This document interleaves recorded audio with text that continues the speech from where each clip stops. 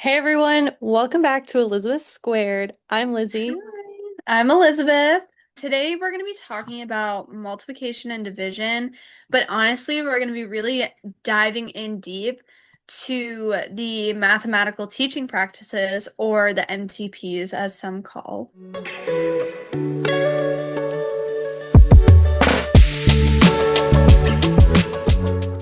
So instead of just focusing on like what to teach, we're focusing more on how we teach it, which is kind of Yeah, I mean it is. I mean, because it determines basically whether students actually like understand like the content, or like in this case like multiplication or division, or they honestly just memorize it. hmm And I feel Yeah. like multiplication is like one of those topics where it's really easy to jump straight to memorizing facts and you feel like you have to right away. Exactly, and that's almost like the times tables or like the standard algorithm. Like I feel like that's very easy to just, you know. I didn't mean Yeah, what you well, said. and I know like when I was in elementary school, like it was so pushed onto us, like you have to know your times Oh yeah. tables, and it was all over, it was on every single wall, the like square that Little had like the paper diagonal. charts like Yeah. in front of you. And Yeah, yeah, I yeah. remember being so panicked because I didn't. Like, and I still don't know my times tables. So it's like, Literally. but now, like, as I'm older, obviously I know like you can still do everything without having it memorized. But I feel like as a Yeah. kid, like you feel like you have to, or you're not going to be able to follow anything. But the Yeah. MTPs, they kind of push us to slow down and like ask, like, oh, what does this actually mean? How does this actually work?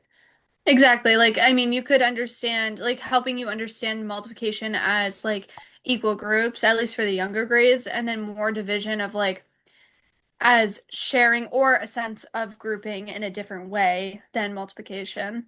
Exactly. And every teaching move that we make should support that understanding. Yeah. So one of the biggest practices is the establishing clear. Let me whip out my book for a second. What was it? Establishing clear learning goals. Like, and not just being like, oh, solve 4 times 23, but understanding what 4 times 23 represents. Like actually represents it. And that's like a huge like shift, because now you're teaching more of what it means instead of just getting those answers. So instead of getting just, oh, 4 times 23 is whatever, you're actually understanding what that means, like what 4 times Exactly. 23 means. Exactly. And that connects right into like eliciting evidence and like the wait, let me start over. And that connects right into eliciting evidence of student thinking. And I mean, that basically just means giving like students a chance to basically show what they know, honestly. I mean, Exactly. And like some of the examples, so we were given these super fun books I love all my about books. the math like teaching practices. And hmm some of the examples is like drawing a model or using blocks or just like explaining your thinking out loud. Yeah. And I mean, we use these books when what was it? We did, oh, leading an activity. Was it this one? No, it wasn't this book. But we still had to connect them. That was our other book. Just kidding. Totally Yeah. lied. But we still had to connect our, No, we did. uh, Oh no, it was the other book, but no, it was the we other had to math book. connect then take it and connect it to like Yeah. what practices we use because that was a question our professor asked us after we led After. our Yeah. activities is what math teaching practices are activity connected to. So it kind of again, it Yeah. all connects together. And everyone went silent, and that's why we're doing this podcast right now. Because, you know, it's kind of difficult to understand. But I Yeah. mean, even in the field, like students like could be given just like this blank like area, whether it's just a blank like a emptied off desk, a whiteboard, anything, and they hmm could be asked to model like a problem, and you learn, and they learn so much more from doing that versus just a teacher modeling it and then that's it. Like you just have to memorize by modeling by a teacher. Exactly. Yeah. Exactly. So another big one is using tasks that actually make students think. Yeah. So it's not just like a worksheet of problems, but it's actually something that they have to like figure out on their own rather than a worksheet. Exactly, like modeling for groups of 23 or breaking the numbers apart. Or, I mean, even like those word problems where you're reading it and you have to decide, like, there's like certain words in there where you have to decide, okay, is it multiplication? Is it division? I mean, what is it? Exactly. And that's where you can like see them actually building like the real understanding rather than Hmm. just what they're using because they memorized it, you know? Yeah. And I mean, we also have so the other practice is the using or use and connect representations, which is Mhm. also very big for multiplication and division. Yeah. And it uses arrays, area models, number lines, all of that. Yeah. And I mean, I even feel like models especially help the students see what's happening, like being able to see it visually. Yeah, exactly. Well, like breaking 23 into 20 and 3 Yeah. and showing it visually. And then, I mean, you can connect that back to the original equation. So you have like 40 times 20, and then 4 times 3, and then you add those together to get your sum, your total. No, exactly. And that connection is what's building the conceptual understanding and what's getting them to really like look into the problem and figure it out on their own rather than just kind of flat out doing it, if that makes sense.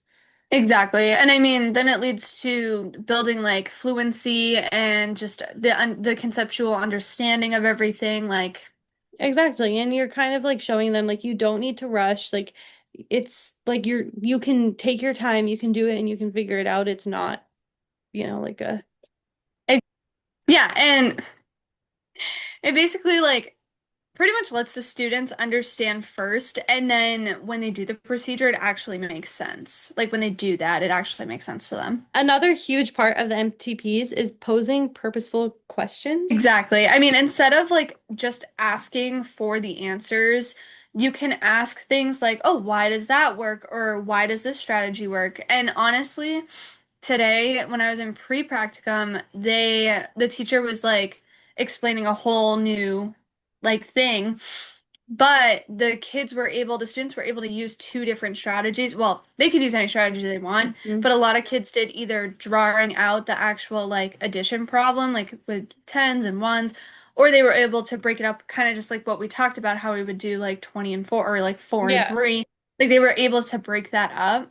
Um, so yeah, that's like another that I noticed that in my pre-prac site today. I mean, honestly, it sounds intimidating, but it can really just be so simple, and depending on how you understand that. Yeah, and even just having students explain their thinking and respond to each other is showing Hmm. that.